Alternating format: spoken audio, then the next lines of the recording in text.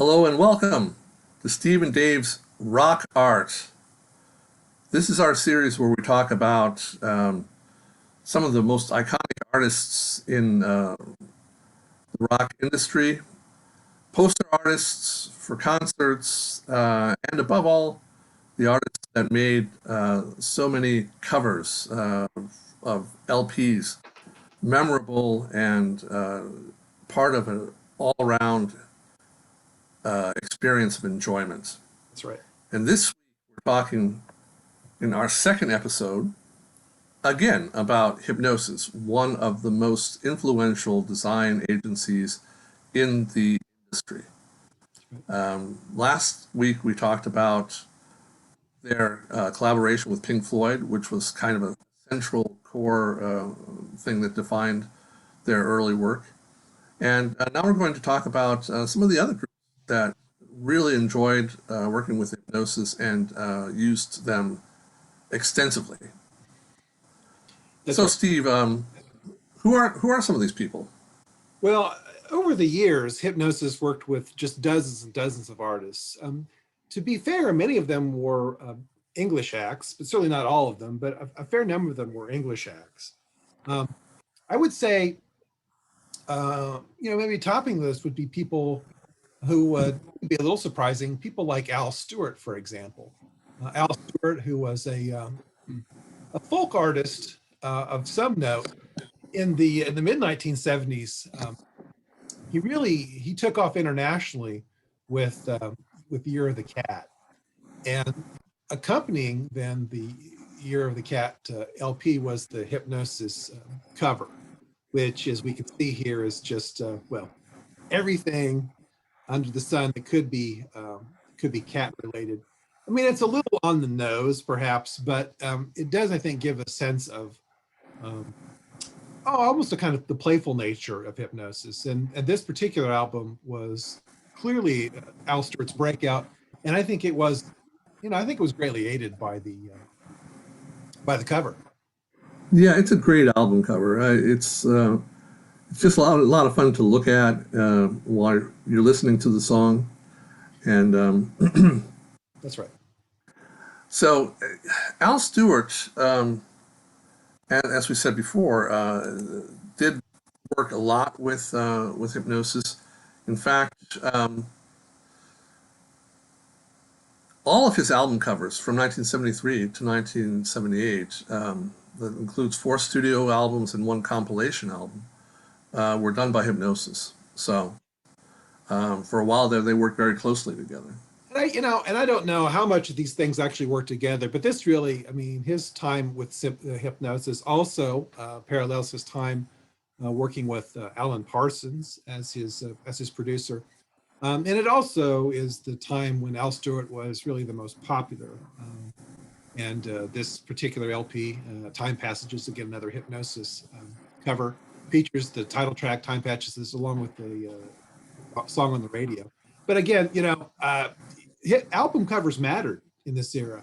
And, there was a deep link, strong link between Stewart and Hipgnosis. There's no question about it. Right. And, well, we'll talk more about the Alan Parsons connection in a little bit. But there were other artists that, especially in the early days, worked with Hipgnosis quite a bit. One of those groups was Wishbone Ash, and Hipgnosis did covers for 8 of their 9 studio albums from between 1971 and 1980. And in fact, one of those kind of became the impetus for Hipgnosis's first work with Led Zeppelin, which we're also going to talk about in just a little. That's right. So this is, and so Wishbone Ash made, I guess, a kind of ripple in the United States. They were far bigger than in Europe. Wishbone Ash was, a group that, waffled maybe not the right word, but they definitely veered in many directions. At one time, they were very much a kind of guitar band, and then they were very kind of proggy, and but their albums, again, as you're suggesting, they had a tight link with Hipgnosis. The Argus LP, which we see here, was arguably their most effective, it made the biggest splash. but it also, I think, was, influential to Jimmy Page, right? Right. He, So yeah. there was this Argus, and in addition to that, um, well, let's see. One of the other ones that they had was oh yeah, the one with the cricket um, player, or at least the mid section of the cricket player. Yeah, so yeah, it's that particular LP is there's the rub, and this There's the rub. and so okay. So one of the things that we should note about Hipgnosis is that they were sometimes sort of tongue in cheek. They were certainly not above a kind of I don't know, we sophomoric, I think, is a word that comes to mind. But the idea of double entendre or something, there's just a lot of things at play here, um, and it was obviously a different era too. And so pushing the boundaries, I think, was considered almost like good business in some way. But this is the other Wishbone Ash cover of note. There's the rub. Yeah, so this is it's a cricket ball, and on the back cover you can see more clearly that it's a cricket ball. But on the front cover, it certainly looks like something else. But Wishbone Ash was one of those groups that really, for most of their career, worked pretty closely with Hipgnosis, and there were definitely some And memorable covers. absolutely. And another group whose career obviously spanned from the early 60s basically up until now was the Hollies. Yeah. And there was a time when Hipgnosis was so hot in the 70s that the Hollies wanted them working for them and doing their albums. 6 of 8 album covers of the Hollies between 1971 and 1976 were done by Hipgnosis. Yeah. Now, Distant Light. This was an album where the Hollies came to Hipgnosis and said, we'd kind of like to have a fairy tale theme, something fantasy themed that can kind of set this off. So this is what they came up with. Steve, do you happen to have the name of the artist? I don't have it in front of I, me. I don't. I don't. yeah, It's this era, early 70s, it was a kind of a kind of renaissance for Tolkien. The Hobbit had once again, kind of hit. I mean, Tolkien's works, there are certain moments when they really become popular. The films obviously boosted Tolkien's works in recent decades, but in the early 70s, this notion of kind of mystical, kind of Middle Earth kinds of imagery was very powerful, and lots of rock groups really grabbed hold of that. And curiously, the Hollies were one of them. And so this is sort of and, this kind of thing was in the air at this time. right, and of course the Led Zeppelin was one of those groups. We're going That's to be right. talking more about them, That's right. especially Led Zeppelin 4 with Misty Mountain Hop and the Battle of Evermore. Very specific references to Tolkien. Well, that's right. But it's interesting though. So we've looked at already several album covers, and it's the same art collective, right? And so they were able to do. They had enough versatility within their group that they were able to do lots of different things. And so there clearly are certain kinds of patterns with Hipgnosis work. There's no question about that. But then you'll see something like we just saw with the Hollies. It's like that's they had a certain versatility within the group that I think was very interesting. Yeah, right. Looking at the Distant Light cover, one would not immediately guess that that was a Hipgnosis cover. That's right. Okay, but there were some other groups that worked very extensively with the Hollies, and we'd like to go into a little bit more detail about some of these. Sure. For one, Genesis, starting out in 1974, I believe, with The Lamb Lies Down on Broadway.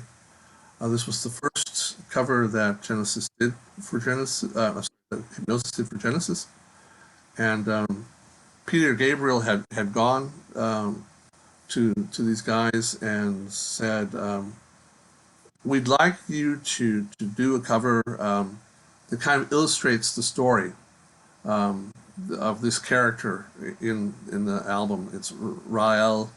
This is his story. It's kind of a concept album, and we'd like you to illustrate it as a comic." And that's already way too much specifics for Hipgnosis. They didn't like being dictated to in terms of what they were supposed to do with the album cover. They liked a lot more freedom.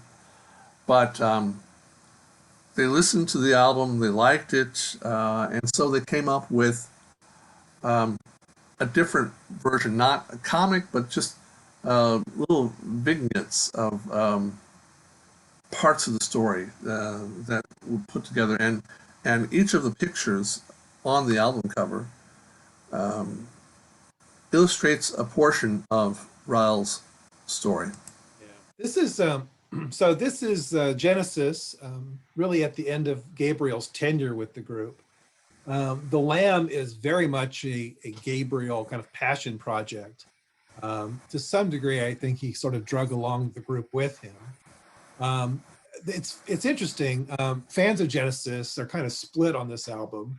It is, I think, without question, the most difficult album, most difficult listen in all of the Genesis work in this era. But there are also it's also, I mean, really powerful, and there's some really incredible moments in it. But it's, you know, it's tough. And the album cover, the album design was, like you're suggesting, there was a big part of it. Hipgnosis kind of blanched at the idea of getting so much instruction, but I actually think in this case that it was helpful that there is something instructive about the album design and the album cover, the photographs, that helps to illuminate this, I think, fairly convoluted story of Raul and all this. And so people who know this album, you know, they spend a lot of time with the cover, gatefold, the back, the front, all of that, because it helps sort of unlock the mysteries of this work of art. And again, though, this is the last of the Genesis LPs with Gabriel, but it wouldn't be the last time that Genesis or Gabriel would work with Hipgnosis. Well, and it's worth mentioning again, of course, that it was in the early 70s, and there was no computer software like Photoshop. The sort of thing that they were doing there is something that could probably be done now at a graphics studio with this software in a day or maybe even in an afternoon. But what they had there, that took several weeks to get this all together. And the photography had to be done, then it had to be cut and pasted, and it's all done by hand. So it was completely different back in the day. That sort of thing was a very intricate process, and it didn't have a lot of people doing it.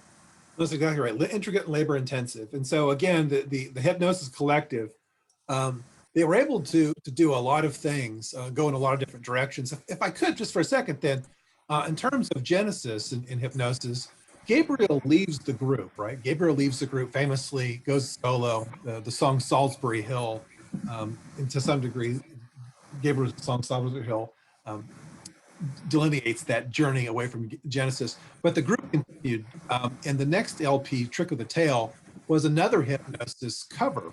But as you can see, quite different, almost kind of Victorian in design. Again, this is I think the majesty of Hipgnosis is that they were able to go in so many different directions and deliver a very quality product. But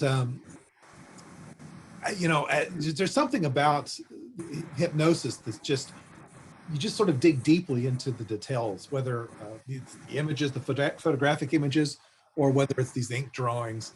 There's just something about the craftsmanship that is just really quite stunning. And even decades later, right, these albums just to look at them as a kind of piece of art, it's gratifying. There's a real satisfaction there. Yeah, yeah, I agree. And anybody who spent time looking at LPs and just enjoying the album art in the by the late 70s, at the very latest, Hipgnosis was a name you knew because That's right. it kept coming up again and again in Well, these albums. Oh, this is also a Hipgnosis album. Well, that's that's interesting. right.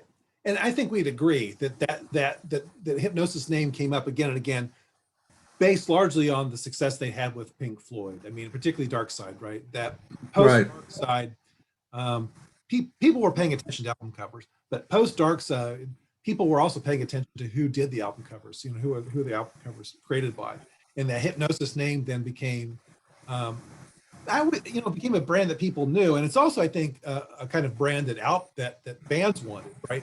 You know, listen, this next LP, we need Hipgnosis. They'll give us a certain right. kind of jump. Yeah.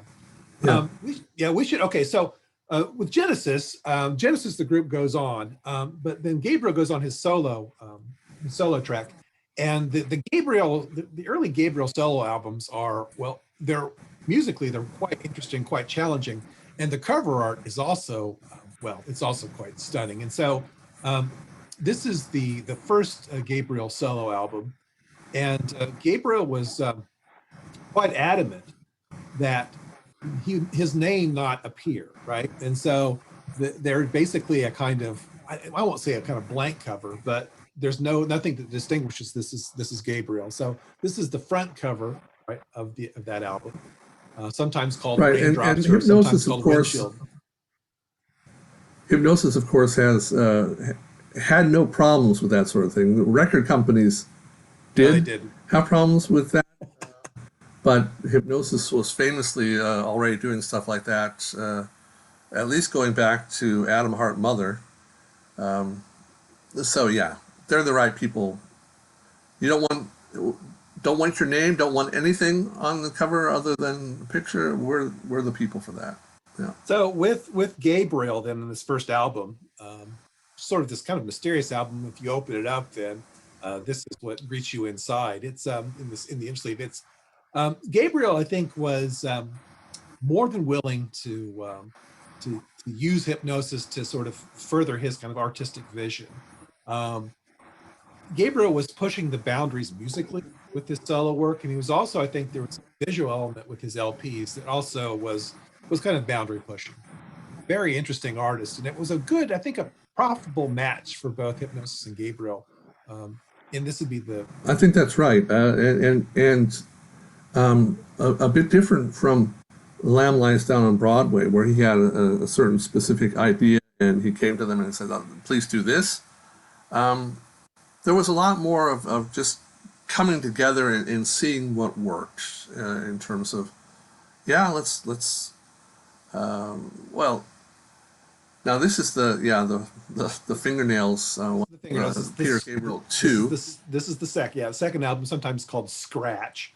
Um, and yeah, and so again, it's Gabriel was almost defiant in his vision, right? He was a person who was not very interested in playing the music industry game, and so Gabriel definitely went his kind of his own direction. I think probably the most famous of the Gabriel solo LP covers is the third one, and third cover also coincides with when Gabriel actually has his most success. This is this is the back cover of Melt, the third album. This features then songs like Games Without Frontiers and Biko, and so Gabriel becomes a kind of international phenomenon at this point. But he's still using then, of course, the Hipgnosis crew to create these fairly distinctive covers. Right, and the melt effect was achieved by taking Polaroids and ignoring the the manufacturer's instructions. The Polaroid, you have to wait until it dries. All the chemicals have dried, and everything has before you have a solid Polaroid picture. Well, if you start messing around with it before it has set, like running your fingers through the over the surface, things like this happen, and they just tried different stuff, and this was one of they had several dozen of these Polaroids, and actually Gabriel himself wanted to just use them all. Just put them all on there, and that'll be the cover. But they said no. Let's concentrate on one. We'll put this one here. We have one in the back, and It's they were pretty good about getting artists to see things their way. yeah, they were very, yes, they were persuasive in that regard. I mean, and I think by this point too, the Hipgnosis, if you will, brand was powerful enough that artists, even if they had some reservations, would be willing to listen to Storm and to Poe, to sort of follow their lead, because they obviously has had success before. They know what they're doing. But again, it was so fascinating about you mentioning this. This is a physical process. So you get a Polaroid and you kind of shake it, you kind of manipulate it physically. This is how the effect that you end up with. Again, today this would be achieved through digital technology. You actually have, in the case of this particular cover, guys shaking, developing Polaroid pictures. Really a very different kind of era. And also then you mentioned this a second ago, Dave, but the amount of time this took, the amount of trial and error this took, that again, what could be achieved relatively quickly today would take oftentimes weeks to sort of get the right thing. And a whole host of things could happen to screw up a particular project. But Hipgnosis was famous for this kind of experimentation. And so they achieved really remarkable things. By the time we get to the mid to late 70s, Hipgnosis again is a brand that is really well known around the world. And again, more and more artists flock to Hipgnosis, seeking their stamp. And so, Dave, what group should we look at next?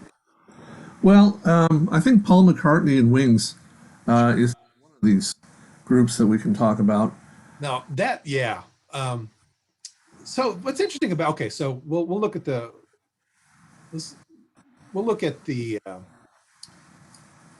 at Band on the Run first. Obviously, McCartney needed no introduction. I think you could make the argument, maybe even this is still true, but certainly in the mid 1970s, early 1970s, Paul McCartney is one of the most famous people on planet Earth. I mean, his face is, his visit. I mean, everybody knew McCartney. Yet the use of Hipgnosis, I think, helped Wings kind of take kind of that next step as a unit. And so this is, I think, arguably maybe one of the most famous of the Wings covers, Band on the Run. Yeah, I think that's right. This was 1973, and it's worth noting that except for the first two Wings albums, Wildlife and Red Rose Speedway, all of the album covers were done by Hipgnosis. 1973 to 1979, they did them all. And in addition to then Paul McCartney, a couple of his solo works were also Hipgnosis. So they were very, very sold on Hipgnosis as a cover design agent. I can remember. Again, this is Band on the Run, and Band on the Run features again the title track, Jet. I mean, there's a whole host of songs that really very much solidified McCartney as a kind of solo artist, even though this was a group effort, Wings. I remember as a young person seeing this album and being so confused by it, because I recognized people on the cover. At least I recognized one person on the cover immediately, and it's the guy in the middle. Right, at the apex. Yeah, it's that's James Coburn, right? This movie star, James Coburn. In Like Flint. In Like Flint. Next to him is Peter Cushing. I mean, these guys in Wings. There are a host of famous or near famous figures. Oh, I'm sorry. Christopher Lee, I think. Christopher Lee. Oh, sorry, Yeah, I get my horror figures mixed up. Yes, Christopher. yeah, they're very they very Apologies similar to looks. Christopher Lee. But so there were sort of famous or kind of quasi-famous figures, and it was so there was something about this LP cover that was kind of mildly perplexing. I remember it to me as a kid, but yeah, I mean Yeah, it's there iconic. there are like three times the band members in this Band on the Run than are actually in the band. The three actual band members are up front: Paul McCartney, Linda McCartney, and Denny Lane. Denny Lane. Denny Lane.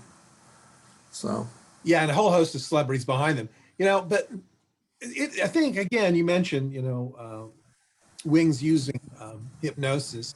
It's for me one of my favorite Wings albums was their live album. Let's look at that real quickly.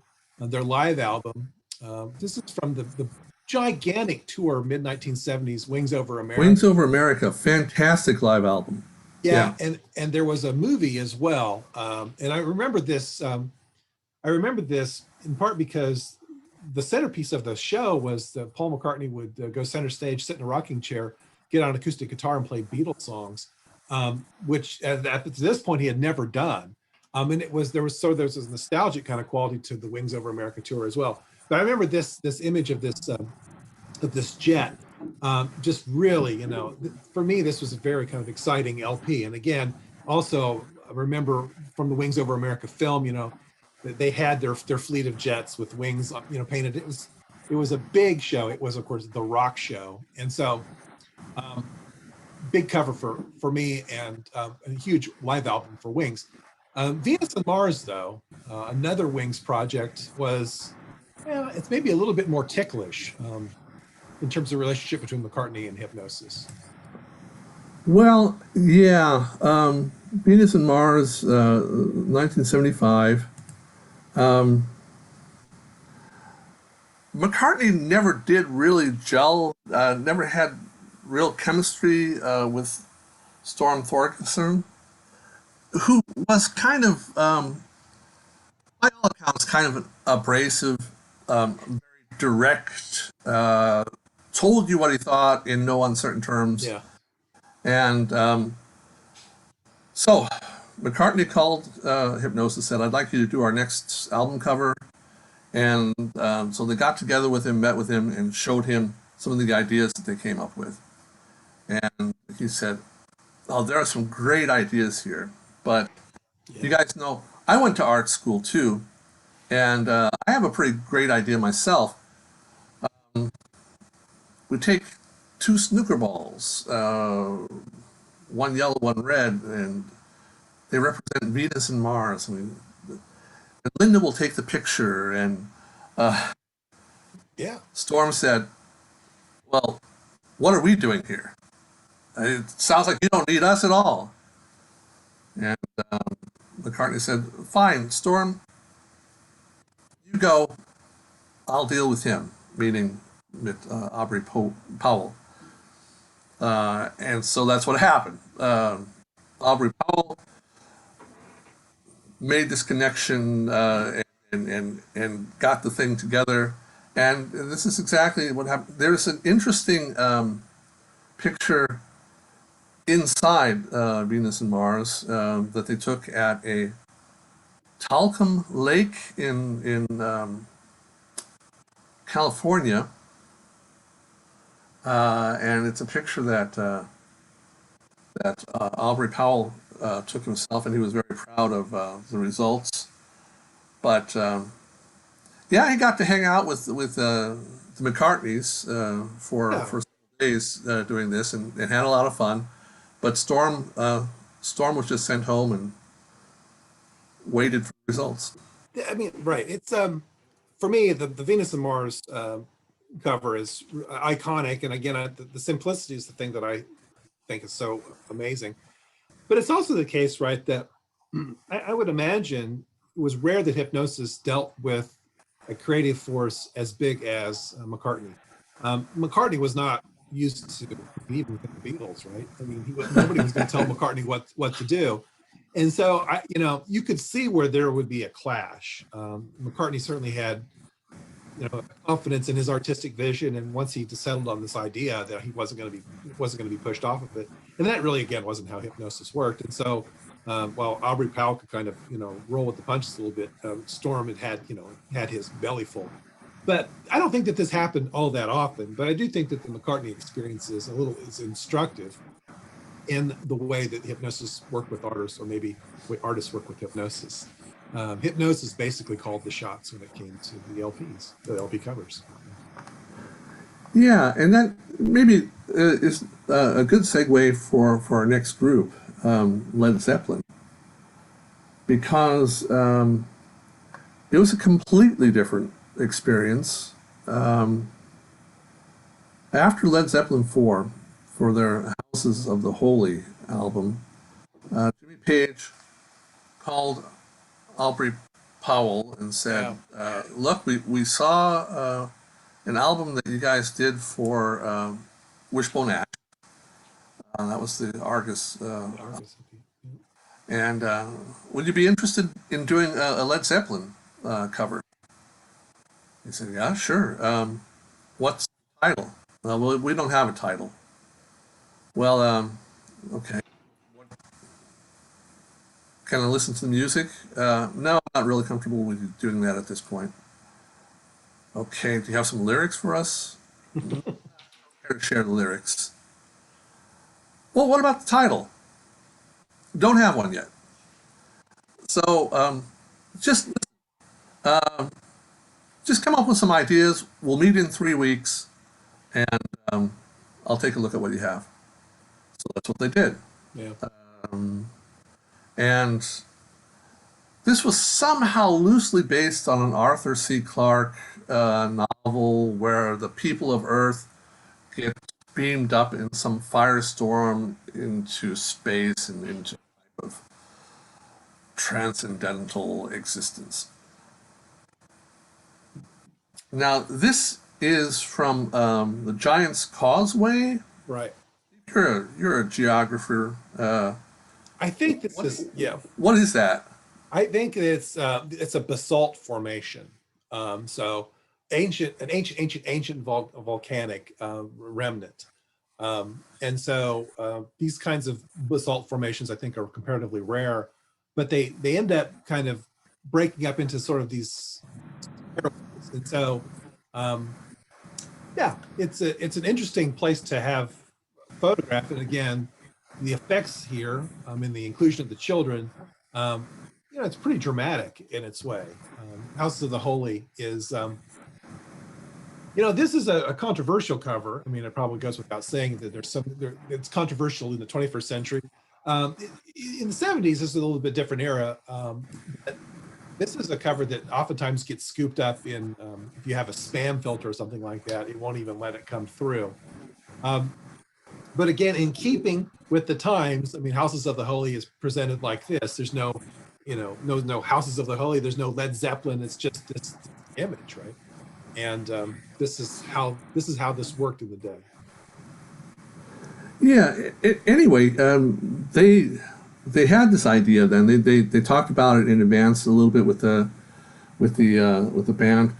Robert Plant was the guy that came up with the idea.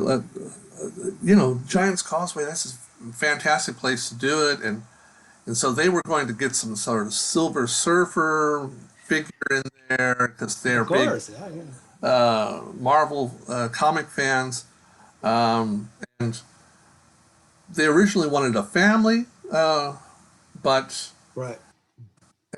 It all didn't work out. The first week that they were there, it rained nonstop, and even when it stopped raining, the kids were cold. Actually, these are two children, a brother and sister pair, that were put together in this montage.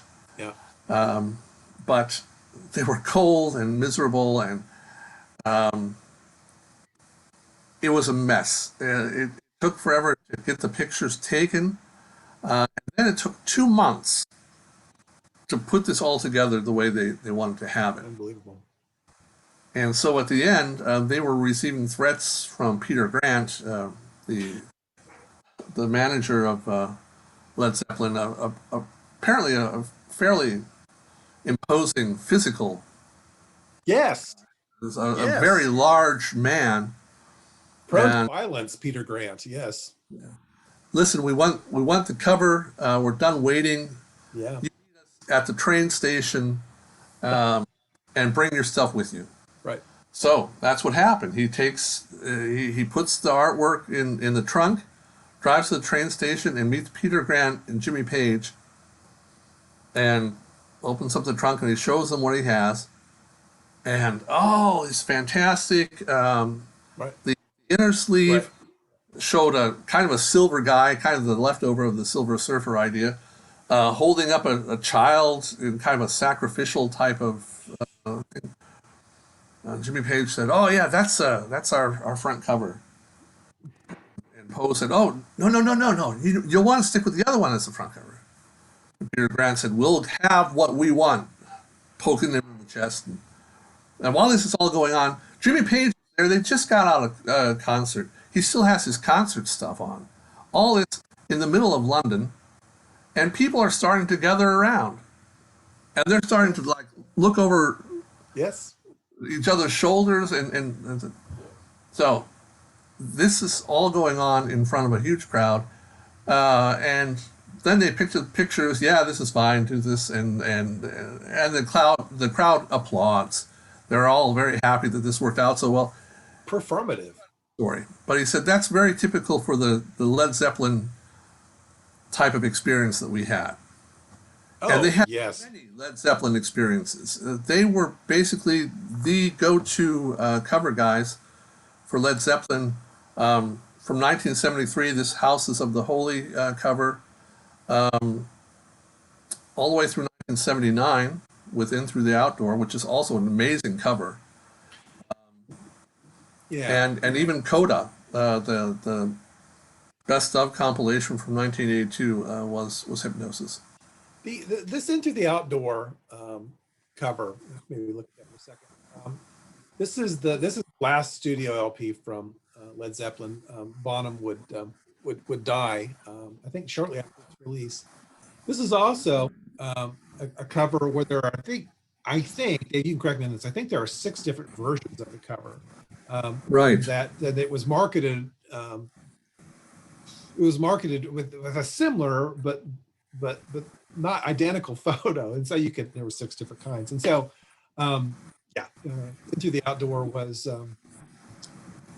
Well, the interesting thing about that was it's the same picture. It's the exact same yeah, from the perspective of each of the persons that's in the picture. So depending on where there we go, that's right. the figure is standing, they're looking into this room and seeing all of the other people. And yes, this is the perspective of the woman who was standing behind the bar in back in the first picture. So it's really fascinating, and it's one of the things. One of their projects that I find most fascinating is this one right here. No, it is, and so this is also, I think, this is obviously at the end of Led Zeppelin's career. Also, I think to some degree, maybe it illustrates the excess of the era too, right? So if you're a big band, you're not just going to have one cover; you're going to have 6 covers. Man, it's going to be awesome. I mean, there is something about that that's just a little bit over the top. But again, Led Zeppelin was, if nothing else, a band that was constantly at or near over the top. But yeah, so fascinating effort. And I think you're right, though, Dave. I do think that the link between Zeppelin and Hipgnosis was an important one, because I think the early Led Zeppelin covers I think they're atrocious. They're atrocious. I like Led Zeppelin 4. Okay, fair enough. But the early Led Zeppelin, Led Zeppelin 3 cover, which we're not going to show here because it's just god awful. So I do think that they upped their game considerably by using Hipgnosis. But again, fascinating project, both artistically sort of avant-garde and challenging, but also to some degree maybe a little excessive. I mean, but that's Okay. that's the era. Okay, so yeah, go ahead. Where next? Well, I think we can talk maybe about Alan Parsons next. Yeah, let's do. Yeah. Alan Parsons really he worked a little bit with the Beatles. I think the Let It Be album he had some. Was he the sound engineer on that? Something like that. He had some connection. Yeah, he was working in the Abbey. I know he was working in the Abbey Road Abbey studio. Road, yes, um, but also on Dark Side of the Moon. He was Yeah, also so yeah, he was the lead producer on Dark Side of the Moon, and I think it's fair to say he had a pretty important role in the not only in the production of the album, but to crafting some of the songs.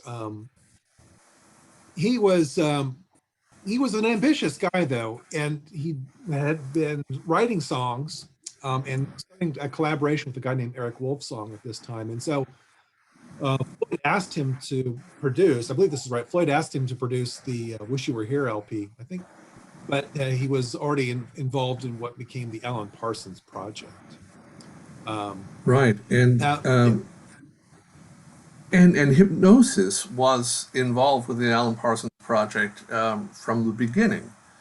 Essentially, every Alan Parsons project album that came out had a Hipgnosis cover up until the point where Hipgnosis dissolved or partially dissolved or temporarily dissolved in 1983. So from Tales of Mystery, we had I, Robot, Pyramid, Eve, Eye in the Sky, all Hipgnosis. that's right. So let's take a quick look at this. This is the I, Robot, the second Parsons album. The Parsons albums, Wolfsong and Parsons would really work hard to build the album around a particular theme. And this eventually, it took them in lots of different directions. This is exploring the notion of the future and robotics. And so you've got this, I think this is film. I think this is photographed. I think this is photographed in the Pompidou Center. I'm not 100% sure on that. Yeah, I believe that's correct. But Yeah. but you have then the theme of alien, of kind of artificial intelligence and a kind of alienation explored in this theme. Parsons, the project sort of positioned themselves again as a kind of prog rock group that was exploring sort of larger themes.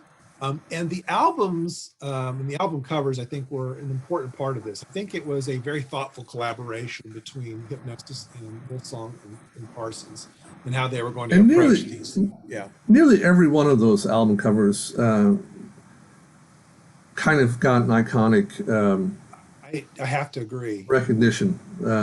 Yeah, I think I'd agree with you completely. I think the Eye in the Sky is really interesting in that there is iconography here, kind of almost sort of ancient Egyptian iconography.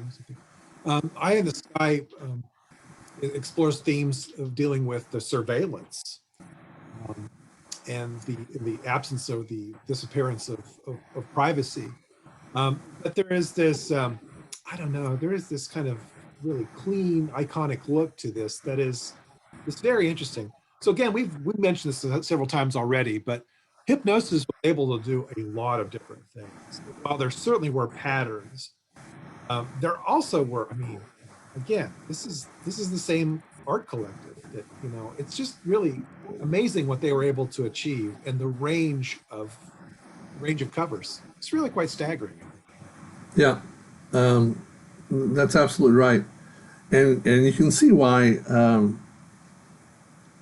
artists came to trust them. Yes, right. For being the visual Right. representation of their deeply loved projects. I think, you know, I think you're right. And I wonder, I mean, I've never seen any data on this. I don't know if there's data that exists, but I'm wondering if like a Hipgnosis cover would amount to a kind of boost in sales, that knowing that their covers would be, you know, exotic, potentially even iconic, that was worth something. And so whatever Hipgnosis, I don't know that, but I imagine that there was a kind of commercial aspect to this as well. We've got to get a Hipgnosis cover because it's going to help us.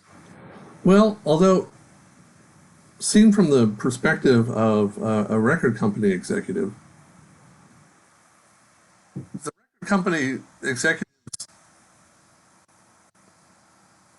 yeah, pretty much hated Hipgnosis.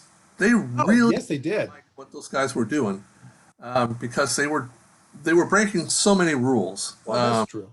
No, that's right. in terms of, for instance, not having any sort of writing on the cover. Who's the artist? What's the title? Sure. That didn't happen a lot, but it did happen. I mean, we already talked That's right. It did. about Peter Gabriel. We talked about Adam Hart Mother, and these are not things that the companies were very happy about. But I think clearly some of the covers sold records beyond Oh, what absolutely. have been sold otherwise. You Yeah, think of Dark Side of the Moon. absolutely. A lot of people grabbed that and took it home just because they loved the cover. Well, that's right. You know, they did. And they sold T-shirts and they sold posters, and you know, it became for some bands, they're essentially their kind of icon, their kind of calling card for decades. You know, long after these albums have been released, these covers, these logos, whatever, they lasted.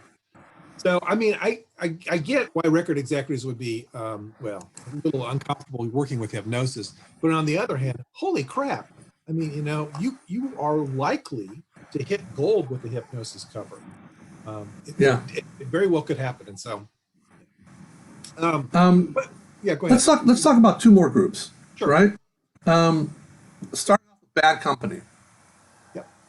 Bad Company came together in 1974. In some ways, almost a super group, and Yes, that's right. they they launched right from the start into a success. They And did. one of the things I think that helped, I think in this case, was the cover. Yeah, this is the cover from the first Bad Company LP. I do, you know, it's we forget this, but Bad Company did kind of launch as a kind of super group. I think that they are criminally under appreciated. I mean, I think Bad Company really an amazing group with quite a Yeah. range. These albums, these Bad Company albums from the '70s are outstanding. But yeah, so again, so this is the calling card. So Bad Company, this becomes a kind of logo for the group, really throughout the rest of their career. I mean, again, this is a very simple. What could be more simple than this kind of album cover? But it really Deceptively was. simple, really. Yes, yeah, But it's very direct and it's eye catching, and that that it it is. served them well. Yeah, it is. So in the way that you know the Bad Company sort of hit people as a kind of power quartet, I mean that logo sort of hits them the same way. I'd like to take a quick look at my favorite Bad Company album cover from Hipgnosis, and that's Burning Sky. There's something about this that I find very compelling. It also suggests something about the group, that all the group are equal, but some are just more equal than others. And so Paul Rogers out in front there. Paul Rogers, of course, yeah. Yeah, you know, the lead man. But again, Hipgnosis is doing, you know, different things with each album. And so let's take a look. I think this is a particular favorite of yours, Dave, and that's Straight Shooter, a little bit later in Bad Company's career. Well, now Straight Shooter, um, uh, actually their second Is that studio album, okay? yeah, from 1975. And I have to admit, I don't know the album, but the album cover is iconic. I think anybody who has spent any time around rock and roll will immediately recognize the Straight Shooter cover. Yeah. No, I think that's right. And so Bad Company is clearly a group that, in the wake of in the wake of Hipgnosis's work with Floyd, for example, they knew that they knew what they wanted, and so Hipgnosis was with them, really basically every step of the way through their relatively short career in the 1970s. Um, So let's see. Do you want to talk about 10cc? Oh, yeah, just real quickly about Okay. Bad Company. Every one of their albums uh, up until 1982 was Hipgnosis, with the exception of Run with the Pack. That was uh, the third album between Straight Shooter and Burning Sky, and that was done by Kosh. Yes. We may have a chance to talk about Kosh yet in this Yeah, series, but very interesting group. Yeah, I got collective. Yeah. Again, okay. yeah, go ahead. Yeah, I think the last group that we absolutely need to talk about if we're talking about Hipgnosis is 10cc. Yeah, With the 10cc. exception of their self-titled debut album and their album 10 out of 10, all of their studio albums from 1974 to 1983, and two of three of the greatest hits compilations from the same period were done by That's Hipgnosis. right. Yeah, yeah, that's exactly right. 10cc. It's kind of difficult to categorize them. They had interestingly, they all were songwriters. They were, I think, much more popular in Europe than they were in the United States. But they did have some success in the United States. But they were a very kind of quirky, cheeky, intelligent band. Their their songs were oftentimes satirical. They were thinking a thinking man's band, and to some degree, I think the covers from Hipgnosis sort of play into to all of that, right? A little, a little quirky, a little tongue in cheek, a little raised eyebrow, and so I mean, I think it's a very useful pairing. And so this is an early album, sheet music. I think again, once again, a little bit maybe too on the nose for some of us, but it's a if nothing else, it's a very kind of interesting photographic trick. As we've talked about several times, this is all achieved through kind of physical manipulation of images. So sheet Right. music. Yeah. Um, do you have the original soundtrack Yeah, let's take a look at cover? that. Yeah, let's take a Because look. I really like this one. It's the second, no, the third studio album that That's tends, right. Yeah, but it's the that's right. second Hipgnosis cover. I like this cover as well. This is also the album that generated "I'm Not in Love," which is I suppose if you know a 10cc song, that's probably the one that you know, which is the again quickly, the making of "I'm Not in Love" with the massive overdubs of the voices was at its own at the time just really a kind of groundbreaking single. But yeah, so what about this particular LP cover speaks to you, Dave? There's a lot going on here. Well, all right.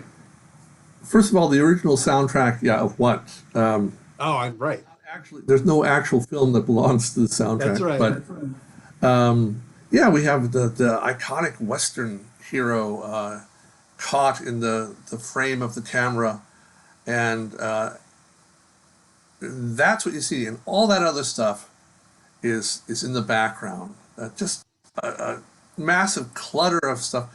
There's a lot going on, so it's just kind of fun to have a look at. No, absolutely. I do remember just speaking. I remember being confused as when I was a young person about the title of the album. Right, the original soundtrack to what? I don't remember 10cc recording anything that was was it a movie? I didn't this kind of thing baffled me as a 10-year-old. You've got a couple. Let's look at a couple more. We've got Oh, absolutely. yeah. Some of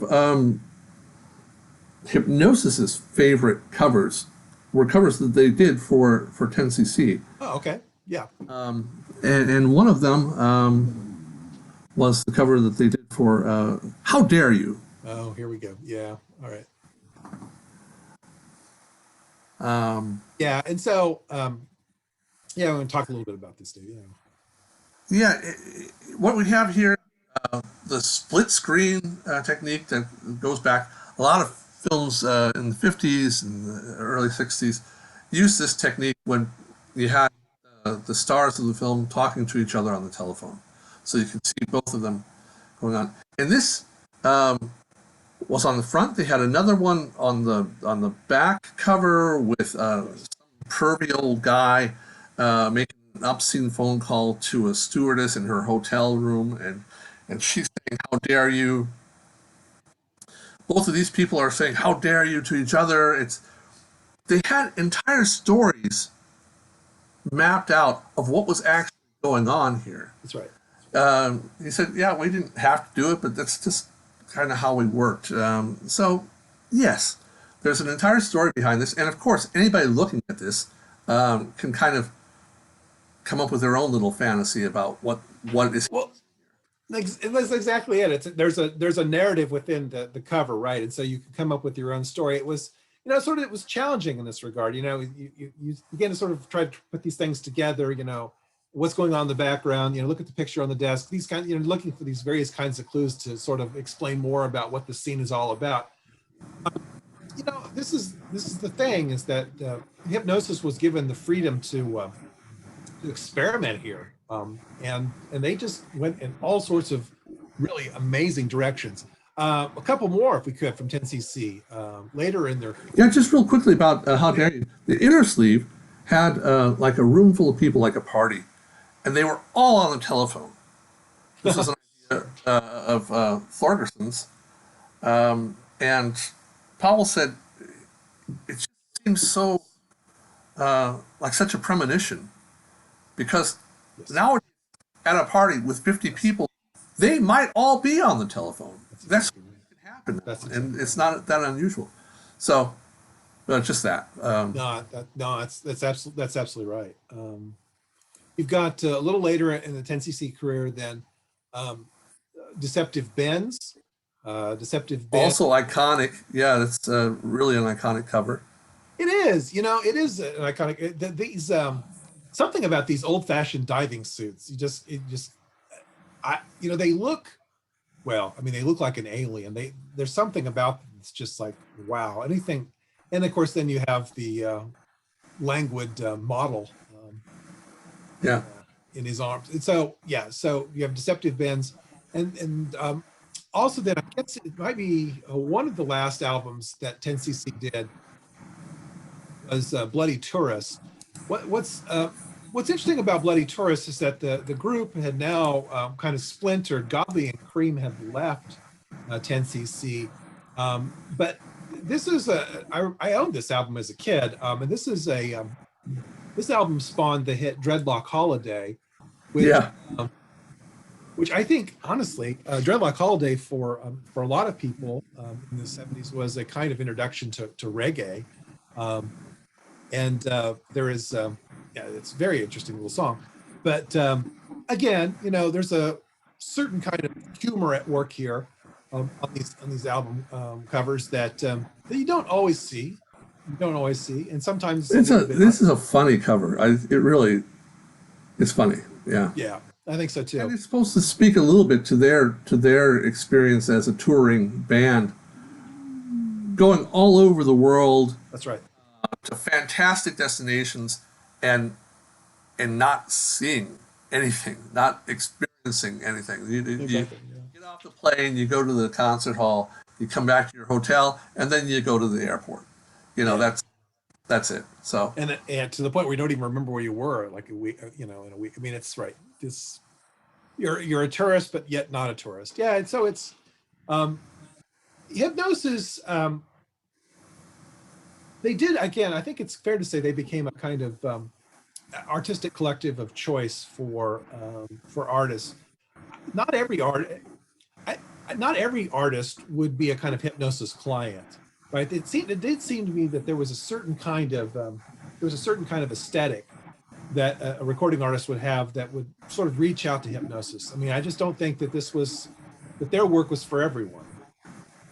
Right. I think that's true. And I think there were attempts by different bands to work with them. Yes. That simply didn't bear fruit. That's right. Because of conflicting ideas and personalities and things like that. That's right.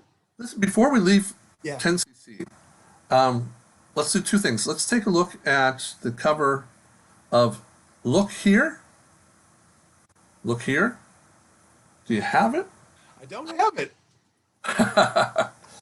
Okay. Well, the story. Look here has most of the album cover. It's just a question, a big print. Are you normal? Are you normal? Uh, and then there's a little picture in the corner of a sheep on a sofa in front of a big wave. For that little picture in the corner, they flew to Hawaii There we go. after making sure that there were still sheep to be had in Hawaii so that they could take a picture of an actual sheep on an actual sofa in front of an actual Hawaiian wave. For this little picture that you can hardly even see on the cover. Talk about excess. Absolutely. There you go. It's exactly right. And this gets to your point earlier about why record companies were, at best lukewarm with dealing with them, because they were going to do stuff like that. They were, that's just how they operated. It's it's also something like this you could accomplish again in an afternoon with digital effects today. But Yeah. my God, you're going to go to Hawaii and find the sheep. It's staggering. Um, I did want to look at. There is a group that Hipgnosis worked with in the 70s that had been associated with another cover artist, and that's Yes. The group is Yes, and they had worked quite closely with Roger Dean. Yeah. How would you describe a Roger Dean cover? Kind of atmospheric, fantasy, generally fantasy scenario, very colorful, lots of blues and greens. That's right. That's exactly fantasy animals and things like this. Yeah. Yeah, and so Fun. Yeah. Mm-hmm. so after they parted ways with Dean, they wanted something a bit more direct, and they got direct with going for the one. This is the first of two Hipgnosis albums for Yes. It's Yes is a group that is almost kind of ethereal in a way. Long songs, complex arrangements. It is there's something about Yes that's sometimes a little bit difficult to wrap your arms around. But I do think it was an attempt by the band to become again maybe just a bit more accessible, or at least more rooted in reality. And so I think this album cover definitely does that. There is something very direct about this that you wouldn't necessarily see in a Dean cover. Well, my guess is if they'd been able to get Roger Dean again, they would have used him again. But that could be, yeah. This blew my mind. John Anderson said this is like a photographic interpretation of a Dean painting.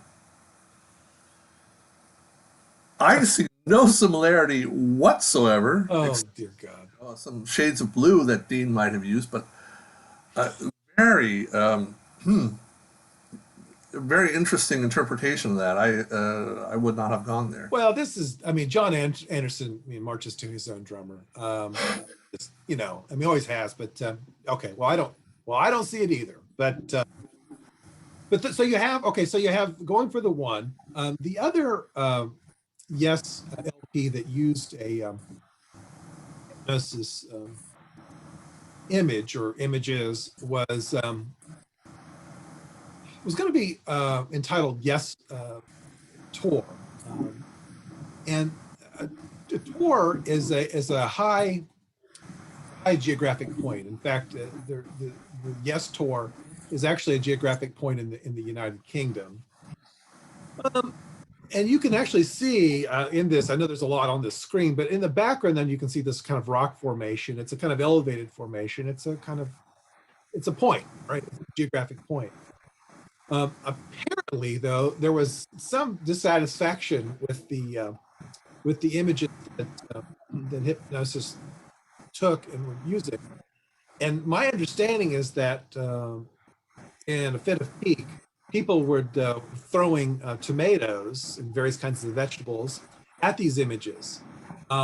And what you see here is, in fact, kind of the result. And so I was always confused by this as a kid, but the Yes album tour motto is a kind of compound phrase where you have this geographic point and of course then the fruit or the vegetable, a tomato, tormato. And so there you have it. This is what made the album cover a kind of Well, and like so much of what Hipgnosis did, they kind of went for low-hanging fruit in terms of visual that puns. they did. No, that's right. That's kind of a characteristic thing of theirs, and It is kind of sophomoric, but it certainly worked for an interesting image in this no, case. it did. Okay, so I agree with you completely. And so it does make for an interesting image. I don't know that it really holds up. I mean, this is the same art collective that gave us Dark Side of the Moon, right? And so we got the splattered tomato thing. It's I do think that there are hits and misses with Hipgnosis, and I do. Oh, definitely. Yeah. I do think your point about sort of the low hanging fruit and the sophomoric kind of pun or whatever was something that was kind of their go-to, and I actually think that they went to it too frequently. And Well, what made Hipgnosis a great album design agency is not that everything that they came up with was a gem. yeah, That was clearly not the case. that's right. There were a lot of album covers of theirs that were very mundane, some that don't work for me at all. But they had over 300 album covers, and Yes. even if just 10% of them are really good, then you're looking at 30 or more Sure. iconic covers. And I think that's what you're looking at here. You're looking at No, a very, very busy agency that produced a lot, and a lot of what they produced was quite good. yeah, And that's and yeah, I, that's yeah, why we talk about it. that's exactly right. And again, I think with Hipgnosis, it probably the iconic or the interesting or the compelling cover was probably more than 10%. But it's also the case, right, that Hipgnosis was very much a kind of creature of its time. And so the album cover was important, and Hipgnosis started off as almost a kind of collective, pay me what you think it's worth kind of deal. Yeah. But there then as the 60s became the 70s, there became a kind of level of excess that I also think was very much kind of in the culture, certainly in the record business. And I think it's fair to judge Hipgnosis in that way. Right? And so they're not separated from what's happening in the record business. They're clearly a part of it.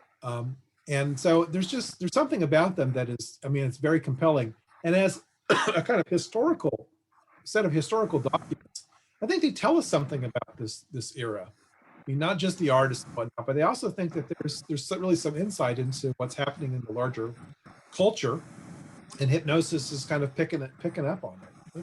It's a very compelling artistic collective, and definitely worthy of conversation.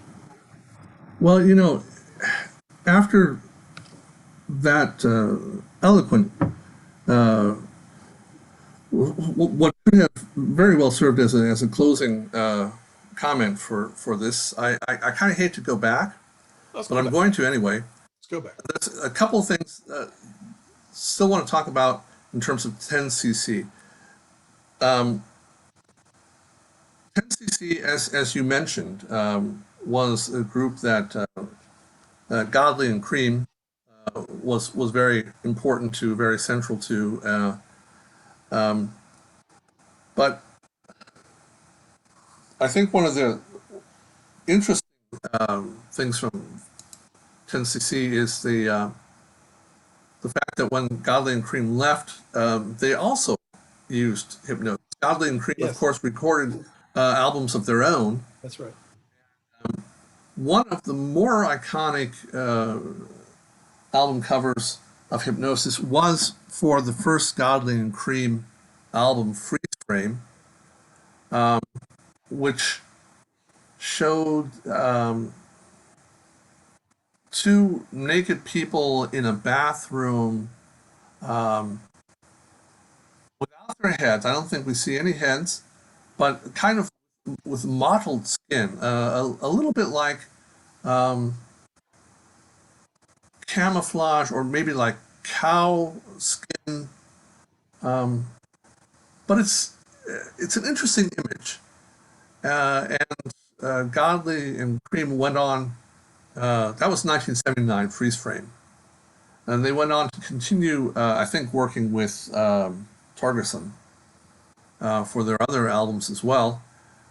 But so not only 10cc, but even when Godley and Cream left, Yeah. they continued their association with Hipgnosis. And now, just a little tangent, a little piece of trivia on the side. Which of the Alan Parsons project's albums did Hipgnosis not come up with the cover for? Turn of a Friendly Card. Oh my God, really good. Yes. You know who designed that cover? Ah, I did. I did know this. Go ahead. I can't, yeah, it doesn't come to me right now. It was Godley and Cream. Right. That's exactly right. Isn't that strange? It is strange. You know, Godley and Cream were also amongst the first to get into music video in a very kind of creative way. They were very much kind of groundbreakers in that regard. Very, yeah. The Sting. I'm a what? The Alien in New York? No, it's Oh, I'm a. is it? Oh, damn it. Yes, I can't do. I can't come up with either. I can hum it. Well, anyway, Yeah. Yeah. they did that. Yeah, it's cool. I think that was like one of their first. So Yes. yeah, clearly a very creative Oh, absolutely. No question. friendship. Um, Okay, well, yeah. that was just a little tangent at the end, but I just Well- found that so fascinating. Well, it is interesting. You know, I guess to sort of bring this to a close, I do think it may seem, album covers were really important. I mean, it seems very odd today. I mean, the albums have, even if the album is making a kind of modest comeback, but in the day, in this era, in the 70s in particular, album covers really mattered. And it said something. The album said something about not just the artist, but actually the person who bought them, right? And so you would put on display then certain albums, certain LPs, certain covers. You'd make sure that they were in sort of public view, because it was not only the image is cool, but it also was it also said something about you, a kind of code. So you would make sure that if you had out Dark Side, thank God, you make sure that Dark Side was where people could see it, that kind of thing. Album covers really matter. Yeah, absolutely. That's absolutely correct. And with the advent of the CD, you just didn't have the format anymore. That's right. That's exactly right. Present art. So No, that's precisely. something that went lost. For sure. Well, next episode, we're going to finish talking about Hipgnosis, because there are just dozens of one-shot things they did, Absolutely. and dozens of really fascinating stories about those short associations, and so we want to talk about those as well. Absolutely. We'll do that. So that's next time. So again, thanks for watching. Dave, you got some thoughts here in terms of subscribing and everything else. Yeah, absolutely. If you enjoyed this video, we highly suggest you subscribe to Steve and Dave's different series, and you can watch another one, our first rock art video right here. No, I'm sorry, right here. And our playlist, where we're going to include some of the essential songs from the albums that we've talked about today, can be found right. Yeah, there we go. So we'll see you next time. Yeah. See you then. Bye bye.